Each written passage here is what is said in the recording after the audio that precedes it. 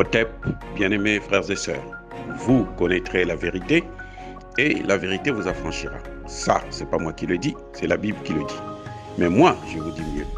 Vous connaîtrez la vérité historique, notamment celle de vos ancêtres kémites, et vous aurez une vision globale de ce que c'est que la vraie souveraineté politique.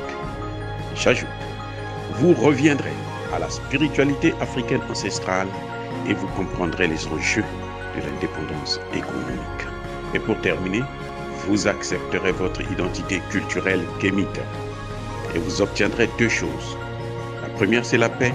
La seconde, c'est le développement, à une condition. L'unité de toute l'Afrique noire, l'unité de tous les Noirs du monde entier.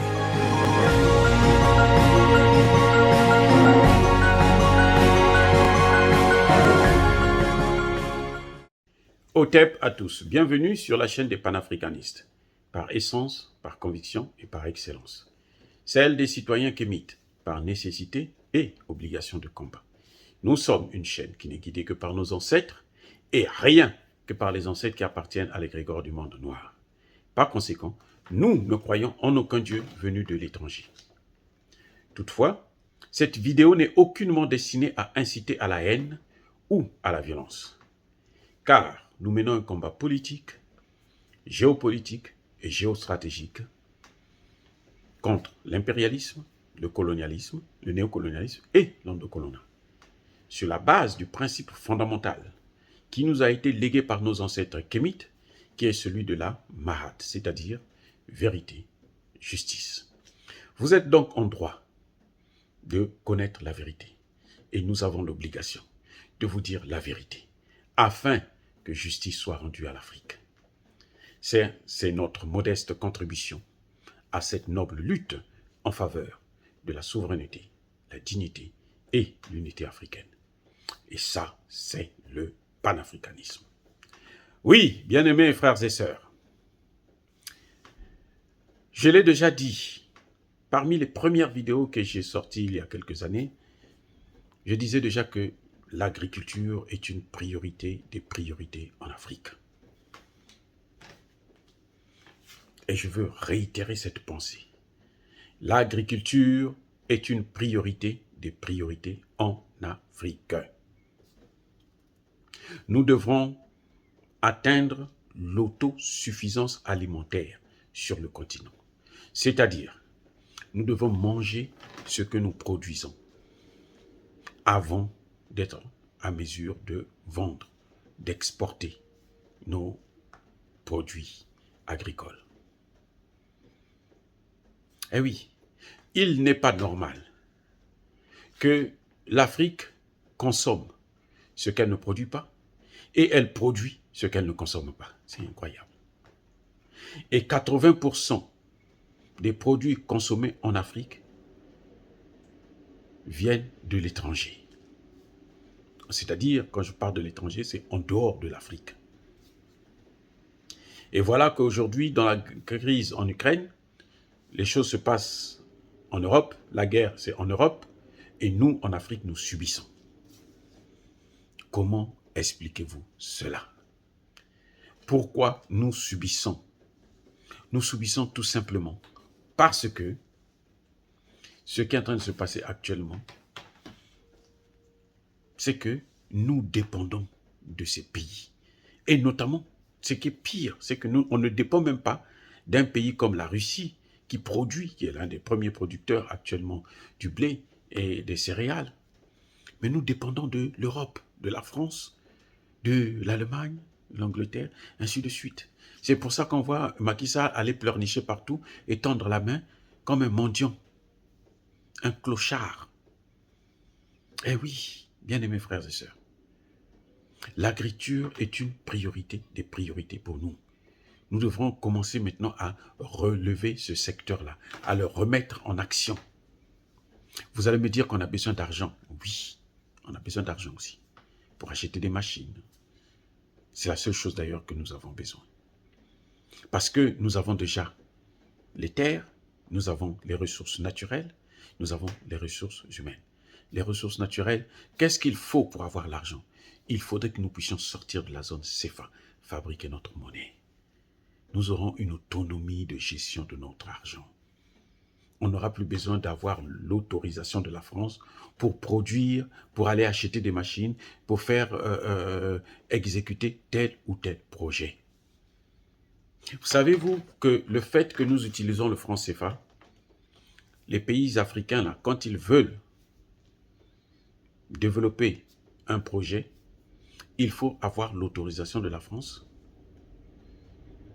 Donc, si vous voulez développer l'agriculture et que vous ne voulez pas produire le café, eh bien, la France va mettre son veto. Parce qu'elle veut que vous puissiez produire le café pour elle. C'est elle qui doit prendre le café tous les jours, mais c'est nous qui devons produire ça. Non, bien-aimés frères et sœurs. Pour sortir de ça, il faut maintenant que nous ayons notre monnaie. C'est avec cette monnaie-là, le CFA-là, que la France arrive à paralyser certains pays. Elle l'a fait avec Laurent Gbagbo en Côte d'Ivoire. Elle est en train de le faire aujourd'hui avec Assimi Goïta, vous le voyez très bien. Les décisions ne sont même pas prévues par les textes de la CEDEAO, mais c'est la France qui décide parce que c'est elle qui garde nos avoirs. Donc nous devons sortir de là afin d'avoir les moyens pour s'acheter des machines, s'il le faut, afin de développer notre agriculture. Ce sera le premier secteur et ce sera un secteur créateur d'emplois. Nous avons la main-d'œuvre qui est là. Les hommes et les femmes sont là pour travailler, ils sont prêts. Il faut les motiver, il faut leur donner les moyens. Ils vont le faire. On ne peut pas continuer à attendre. Nous consommons beaucoup de riz, nous consommons beaucoup de blé. Nous sommes capables de produire le riz, le blé, les céréales. Nous sommes capables de le faire.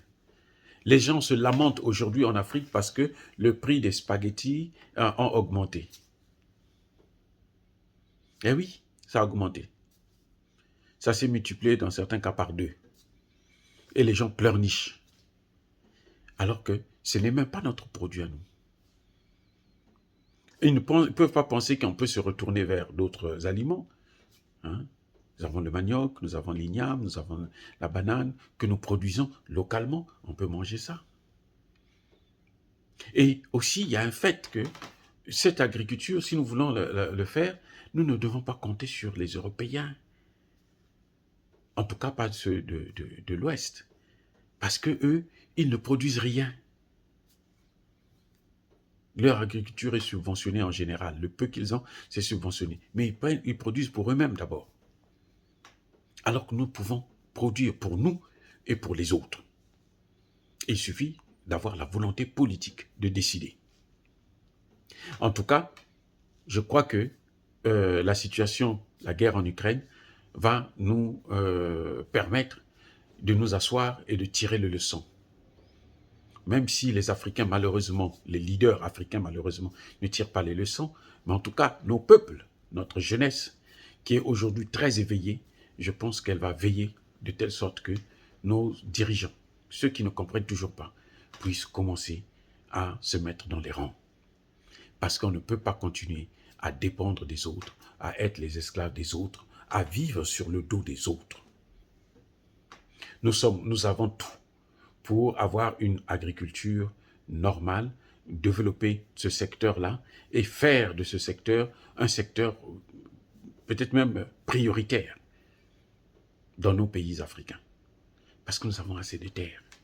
Au lieu de vendre ces terres-là à des étrangers venant d'Europe et autres, vous devrez donner ça à des populations. Ne serait-ce que prêter, faire louer à des gens qui veulent faire l'agriculture, leur donner les moyens pour pouvoir développer ce secteur. Voilà, bien-aimés frères et sœurs, ce que je disais. Je reviens encore une fois de plus, l'agriculture est une priorité des priorités. Regardez, nous avons pratiquement tous nos ports qui sont dans les mains de Bolloré. Sur 54 pays, Bolloré gère au moins 30 ports. Mais s'il ferme les ports là, nous sommes foutus, on ne peut plus avoir à manger. C'est lui qui les gère, ça lui appartient. On a vendu ça chez lui. S'il ferme ça, nous sommes foutus. Est-ce qu'il faut attendre que des choses comme ça arrivent, des événements comme ça puissent se passer pour qu'on puisse tirer les leçons? Non. En tant qu'intellectuel, notre rôle, c'est tirer la sonnette d'alarme. C'est avertir, c'est prévoir. Je suis moi-même le spécialiste de la prévention des conflits, la prévention des crises, ce que j'ai inventé C'est moi qui ai inventé la théorie de la prévention des crises. Donc, je vous le dis, il faut prévoir ça. On doit prévoir et on est capable de prévoir ça. Que cette guerre en Ukraine puisse nous permettre de tirer de bonnes leçons sur notre souveraineté, sur notre capacité à développer certains secteurs comme l'agriculture, l'éducation et la santé. Parce qu'on ne peut pas continuer à dépendre des autres. Si vous dépendez des autres, vous perdez une parcelle de votre souveraineté.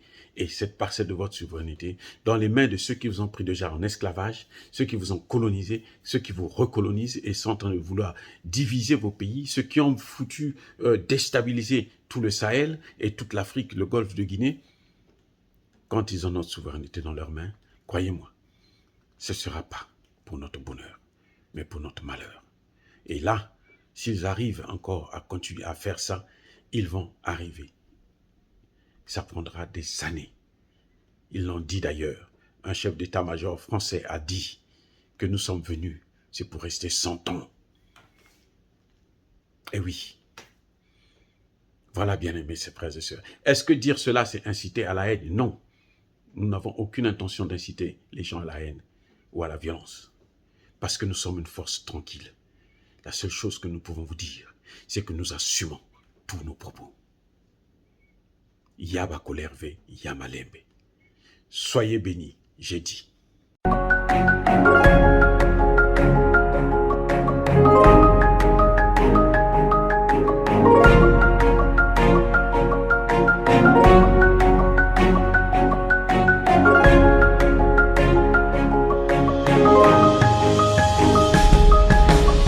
Eux, ils marchent par la foi et non par la vue.